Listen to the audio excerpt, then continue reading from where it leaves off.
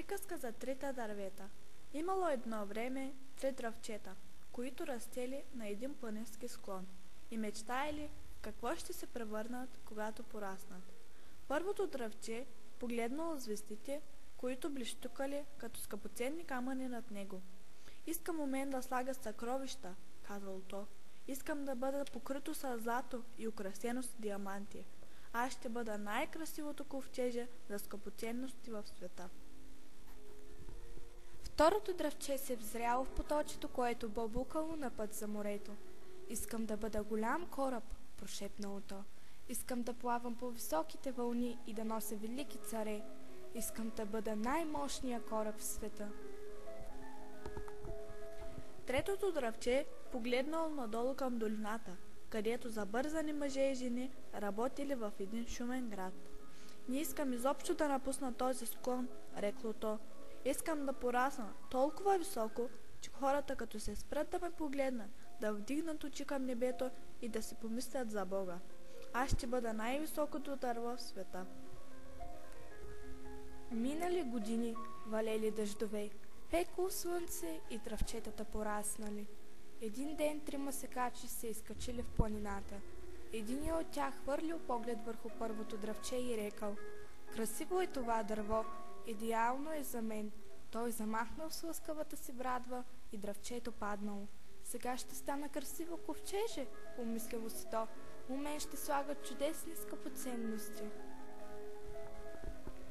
Другият секач погледнал второто дръвче и казало: „Това дърво е здраво, става за мен“.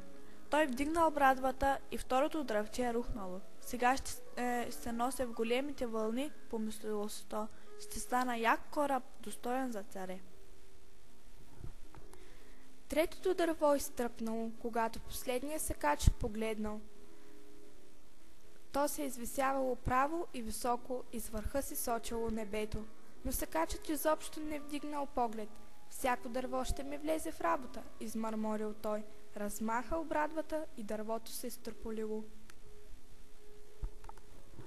Първото дърво се зарадвало, когато секачът го отнесъл в работилницата на един дърводелец. На дърводелецът не мислил за ковчежица. С масолените си ръце той го превърнал в ясла за животни.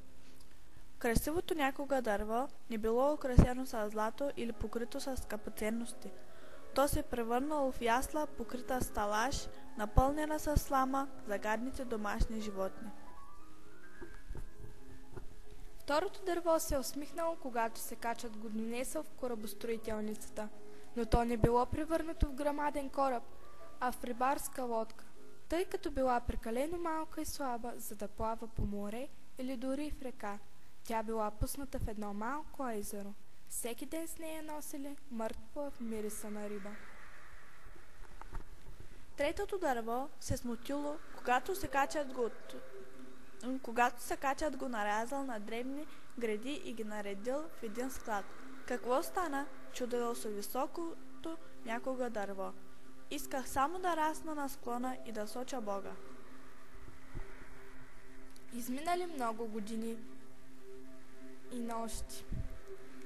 Трите дървета почти забравили мечтите си, но една нощ златна звездна светлина огряла първото дърво. Щом една млада жена положила новороденото си бебе в яслите. „Бих искал да му направя люлка“, прошепнал мъжът до нея. Майката стиснала ръката му и се усмихнала, когато светлината озарила гладкото кораво дърво. „Яслите са така красиви“, рекла тя. В този момент първото дърво разбрало, че е приютило най-голямото съкровище в света. Една нощ уморен пътник и неговите приятели влезли в стара рибарска лодка. Второто дърво кротко плавало по водата и пътникът заспал на кърмата. Скоро се надигнала страшна буря.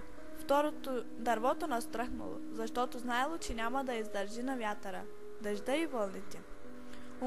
Умореният пътник се събудил, той станал, прострял ръка и извикал: „Мир!“ Бурята спряла толкова бързо, колкото и започнала.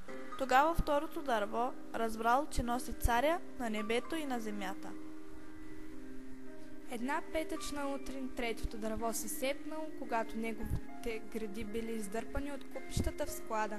Те били понесени по улиците сред разярена тълпа. Дървото потреперило, щом войниците приковали ръцете на един човек върху него. То почувствало, че било грозно, грубо и жестоко. Но в неделя сутринта, когато слънцето изгряло и земята потреперила от радост под него, третото дърво разбрало, че Божията любов е променила всичко. Тя направила първото дърво красиво, второто дърво здраво и всеки път, когато хората си спомняли за третото дърво, те мислели за Бога. Това далеч надхвърлило мечтата му да стане най-високото дърво в света.